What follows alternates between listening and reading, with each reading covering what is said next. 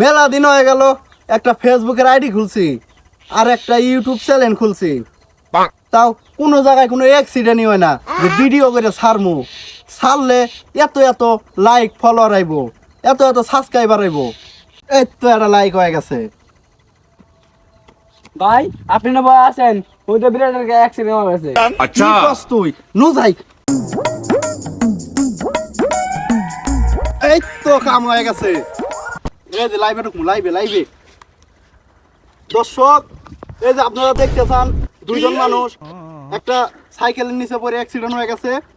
তো আপনারা বেশি বেশি শেয়ার করবেন, লাইক করবেন আর বেশি ফলো দিবেন, তাইলে এই লোকগুলা বেশি তাড়াতাড়ি সুস্থ হইব।